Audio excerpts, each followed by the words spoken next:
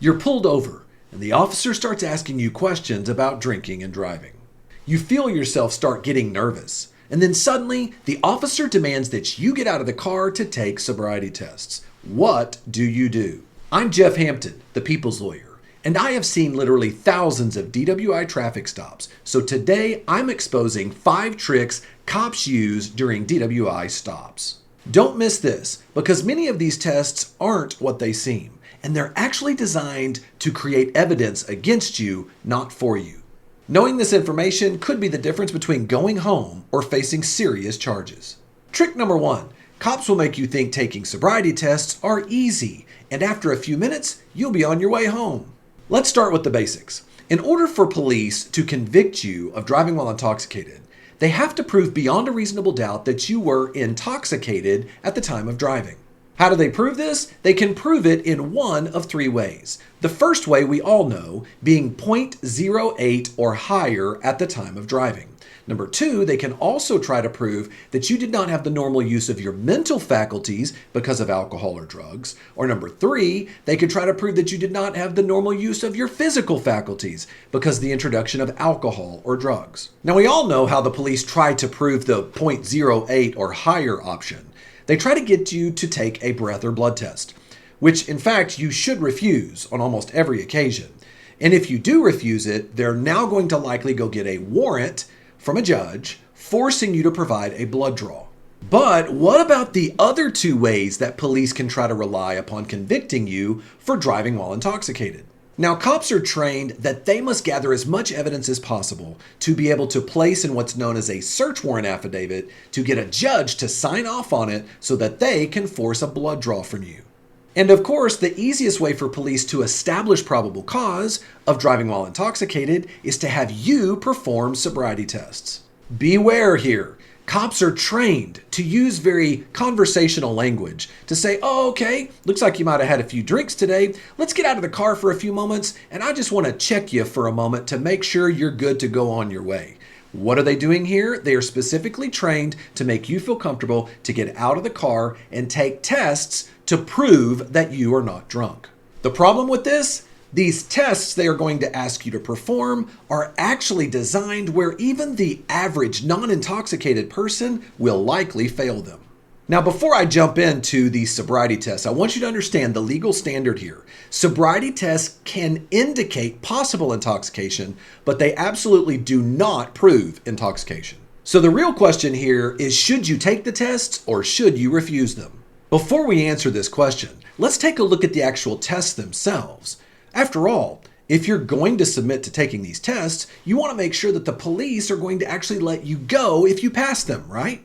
The reason I said it's a trick when cops claim that these are quick tests you can take and you'll be quickly on your way home is because in reality, most police officers know that if you submit to these tests, it's actually going to be a quick arrest and a quick ride to jail. Why? Because 2 out of the 3 of these tests are actually physical tests. And the average person, sober, non-intoxicated person, is likely to fail those tests. Think about it for a second. If you perform physical tests on the side of the road and you are not naturally coordinated, is there a pretty good chance you might fail? What if you happen to have a physical disability? What if you're standing there realizing your future, your freedom is on the line and cars are just whizzing by you one after another, and now you start panicking? Is it possible you might not perform as you normally would? And here's a critical point to remember. How you are actually graded on your performance on these tests is based upon the subjective opinion of that police officer. And police officers can be wrong. They can be very wrong. In fact, every DWI arrest is based upon solely the subjective opinion of a police officer. The same cop who already believes that you may be drunk is the same one who's now going to grade your performance on the tests that he gives you. This means there's a very good chance that the officer's opinion of your performance on these tests is not going to be fair and impartial. Why? Because there's something known as confirmation bias. If a police officer already thinks you're probably drunk, when he starts to administer these tests, he is going to actually confirm his bias by only seeing what he wants to see, which will likely result in you going to jail. Trick number 2. Cops will not tell you that the pen test is a test that pretty much everyone fails. The pen test, otherwise known as the horizontal gaze nystagmus test, is actually a sobriety test where the cop is actually looking at your eyes, looking to see if they can find the involuntary jerking of your eyes, which would then possibly indicate intoxication. Look, we all have nystagmus in our eyes, but it's very difficult to notice unless you've either had a head injury, you have natural nystagmus, or you may be intoxicated. Look, I have literally seen thousands of people take these field sobriety tests, and even people who registered a blood alcohol level below 0.08 almost always failed this pen test. Why? Because in order for this test to truly be reliable, the officer must first both administer the test properly and then actually score the individual properly according to the National Highway Traffic and Safety Administration rules. In fact, here is an example of a test scoring sheet used for the pen test. If you choose to take the pen test, it's really important that you understand that your performance on that test can be used against you, but only if the officer accurately administers the test according to regulations and properly scores you on the test. For example, if the police officer does not follow the instructions as listed on the instruction sheet, and for example, what would those be? Like holding the actual stimulus or the pen 12 to 15 inches away from the person. He then has to go 2 seconds out, 2 seconds in, 2 seconds out, 2 seconds in. What if he goes too fast? What if he holds the stimulus too far away or too close to your face? If he fails to follow these specific requirements, it is not a reliable test. So beware when choosing to take this test. You're putting a whole lot of faith and your freedom in the hands of an officer who has no reason to exactly follow the requirements. What happens if the officer thinks you failed the pen test? He will now walk you further down the evidence collecting trail by asking you to take the walk and turn test. Why? Because police officers are trained to give you and offer you all 3 tests so that they can gain as much evidence from you as possible to try to convict. Trick number 3. Cops will not tell you that walking a line is an arrest trap. If you take the pen test, get ready for cops to ask you to now take the walk and turn test. What exactly is that? It's a test where the officer will ask you to stand up straight with your feet together and your hands down by your side. You will then be asked to place one foot in front of the other, heel to toe, and stand perfectly in balance like you're on a tightrope while the officer reads you the instructions. You will then be required to count out loud as you walk heel to toe, 9 steps down this line, and then you have to execute a 3-point turn and walk 9 steps heel to toe back. Now, why exactly do I say that this test is unfair? Unfortunately, you can actually fail this test before you even start the test. I have literally used this defense to win dozens of DWI trials because people do not realize how inherently unfair the walk and turn test is. Think about it. You're standing heel to toe, right? Heel to toe, and you're in perfect position like you're on a tightrope, and you're waiting and listening to the officer give you the instructions. And then you have to reach down to scratch your thigh. Or maybe you've got something on your foot, and you reach down to grab your ankle. The moment you move, you haven't even started the test yet, that is being marked down as a sign of intoxication by the officer. And then, after the officer goes through the instructions, what if you look at him and he says, "Do you understand the questions? Or do you understand the instructions?" And your response is, "Yes, officer, I do." And then what if you continue forward now and you begin to take the test? What if you decided to start before he said, "Go"? The officer will now mark that as a sign of intoxication as well. And if you look at this scoring sheet, you only need 2 clues in order for the officer to claim you have failed the test. In other words, before you even have a chance to prove that you're stone cold sober and you can walk a perfect straight line like an acrobat on a tightrope, they've already determined that you failed the test. Sounds kind of crazy and unfair, doesn't it? Now, if you still choose to take this test, watch out for this trick. Because what cops will likely do now is to ask you to walk not just a line, but to pretend there's a line in front of you. They will literally say that you need to walk heel to toe down an imaginary line. An imaginary line. Here's the question I've asked many arresting officers. I've said, is it your imaginary line, officer, or is it my imaginary line? How do I know if my imaginary line lines up with your imaginary line? How is this fair to arrest someone and someone's freedom and their fate is based upon an imaginary line? May seem crazy, but beware. This is one of the most common things that DWI officers will ask you to do if you choose to take the walk and turn test. I'm going to pause for a moment because this video is brought to you by Manscape.com, the global lifestyle brand that is revolutionizing the landscape of men's grooming. When you choose Manscape, you've got the confidence of more than 10 million men worldwide. And it's crystal clear that Manscape has mastered the art of superior men's grooming and hygiene tools. Now let me tell you something. I've used lots of men's grooming and hygiene tools, but nothing quite like the Chairman Pro. This model has taken grooming precision to another level, and with their next generation dual skin-saving blade heads, now accompanied by a trimmer blade and an interchangeable foil blade for enhanced performance, it leaves me smooth and clean every time. These blades are the best in the business. They will leave you with that irresistibly smooth finish as it removes even the finest hairs while keeping you comfortable and clean. How do they do this? These trimmers are so good, it's like having two trimmers working together to make sure nothing is missed. Manscaped has you covered from your face to below your waist. When you purchase the Chairman Pro, this gets even better. If you use my promo code HLAW, HLAW at manscaped.com/HLAW, you will get 20% off plus free international shipping. This special offer is only available to our listeners if you click on the link down in the description below or in the pinned comment today. I'm using the Chairman Pro right now and I'm loving it. And if you join the more than 10 million men worldwide that have put their confidence in Manscaped for their grooming and their hygiene needs, I can promise you, you will not be disappointed. Thank you, Manscaped, for supporting the cause of justice, standing up for your rights, and Hampton Law. Trick number 4, cops will not tell you that taking the one-leg stand is actually a bait and switch. After you have taken the pen test and completed the walk and turn tests, cops will look to finish you off by asking for the one-leg stand test. This is another physical test that officers will now ask you to take, where you have to keep your feet together, put your hands down by your side, and the officer will ask you to take one of your legs and one of your feet, hold it up.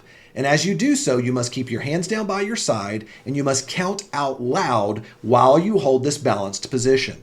During this test, you must not raise your arms and you must continue to count out loud for 30 seconds. Why do I say this is a bait and switch? Because the test is really not about you being able to hold one leg up and balance. It's really all about looking for any ticky-tack small reason to mark you down as possibly intoxicated. Notice the test scoring sheet. Cops are looking to see if you put your foot down for any reason, if you used your arms to balance, if you swayed by balancing, or if you hopped at all. And once again, you only need 2 clues here in order to fail the test. That means you could technically keep your balance and never put your foot down the entire time, and you could still fail the test. And remember, your performance, your grade on this test is not based so much on how you actually did, but instead it's based upon the opinion of the police officer. Now I want you to stop for a moment and think about all the ways that you could fail this test and it have nothing to do with intoxication. And I'm sure some of you can come up with more reasons than I give on this video. Lack of coordination. Maybe you naturally have balance problems. Maybe you have had a health issue that has now limited your ability to maintain your balance. Maybe you've had vertigo. Maybe you've had cancer treatment.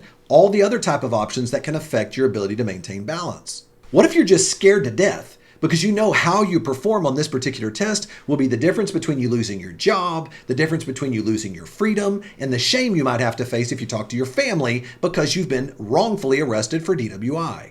Oh, and I almost forgot. One of the ones listed by the National Highway Traffic and Safety Administration as a reason why these tests could be unreliable is if you're overweight. Unfortunately, even though there may be lots of good reasons why you might not do well on these tests, the actual police officer is trained to treat all of those reasons exactly the same, which is simple enough evidence to arrest you and charge you with DWI. Let me be clear. You have an absolute right to refuse these sobriety tests. Stone cold sober people fail these tests all the time, and you have much more to lose than you ever have to gain by taking these tests. But some people say, wait, Jeff, if I don't take these tests, I've heard that there's something known as the implied consent law, where the state can now come in and suspend my driver's license. In reality, they're likely going to do it anyway.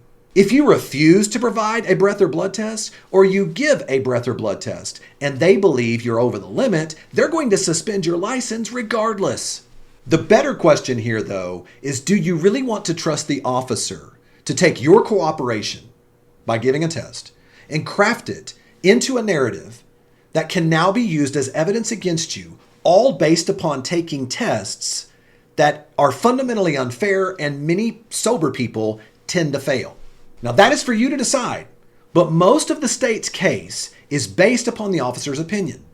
And the officer's opinion is primarily going to be based upon how you do on these sobriety tests. Finally, trick number 5. Cops will tell you that failing to do the additional tests they want you to perform or failing to provide a breath or blood sample will make things much worse for you. Now, what do I mean by additional tests? Many times cops will also try to ask you to take these mental trick tests. Some example of those would be like number 1, counting backwards from 100 to 1 while standing at attention. Another test is where cops may ask you to stand with your head looking up and eyes closed and use one hand to touch your nose to see if you sway or possibly fall. The third test they may ask you to take is to lean back. You lean back while looking at the sky with your arms at your side to see if you sway. And finally, the good old-fashioned reciting the alphabet. Look, these are not standardized tests, and they have not been proven to be scientifically reliable for anything. They will only hurt you if you take them. So no matter what the officer says, you have a right to refuse these tests just like the other sobriety tests. But wait, what about the breath and blood test? Let me be crystal clear with this. You always have a right to refuse a breath or blood test. I have said this hundreds of times on this channel, and giving a sample of your breath or your blood is no different. Taking your breath or blood is a Fourth Amendment search like any other search by the police. And if you refuse a search, you do not consent to a search, and then you also exercise your right to remain silent, you put the police in a position where they have to take whatever evidence they have in front of them and be able to craft it into a search warrant affidavit to convince a judge to sign off to force you to provide a sample of your breath or blood. Police either have enough evidence or they don't. Why would you want to be a willing accomplice to provide information to the police for them to try to prove you have done something wrong? If the officer does obtain a warrant, then he can legally take a sample from you at this point. But the gap in time from when you were driving till the time they took that test can many times make that test less reliable. Remember, the state must prove beyond a reasonable doubt that you were intoxicated at the time of driving, not hours later when they took your blood. Oh, and bonus trick number 6. I'm going to add this one in here because this one's important. If the officer chooses to arrest you and takes you into the station, get ready. He'll trick you into believing you must answer his questions about what you had to eat that night, when your last drink was, and exactly how many drinks you had. This is a trick. The cops don't really care what you had to eat that night, but they know they need to have this information in order to take it to a toxicologist and extrapolate back in time to try to prove that even if your blood test was taken a couple hours later, they want to be able to show that you were likely intoxicated at the time of driving. So remember, you always have a right to remain silent. You always have a Fifth Amendment right, and you always have a Sixth Amendment right to counsel to not answer any questions unless a lawyer is present. So we talked about the 5 tricks cops use with DWI sobriety tests. So the real question here is, should you take them or not? Although it's always your choice, beware. Remember, if you do not follow the instructions to a perfect T, and if the officer does not administer the test perfectly, these test results are only going to hurt you.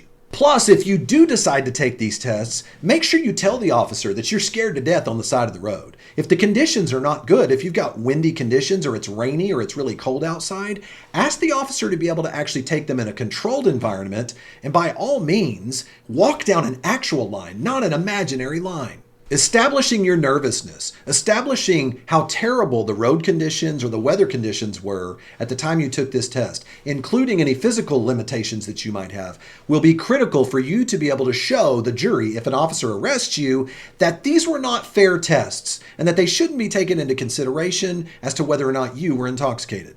Oh, and if you've had knee surgeries or back problems or you name it, anything that will affect your ability to look normal, make sure you tell that officer before you decide to take this test, because it's really important. If you don't say it before you take the test, people have a tendency to pretend or think that you just made it up. You say, okay, Jeff, if I tell the officer that, what if I tell him, hey, I have physical problems, I've had knee surgery, I've had back surgery, I really don't think I'll do very well. Will the officer actually take that into consideration with how he judges and scores the test? Unfortunately, no.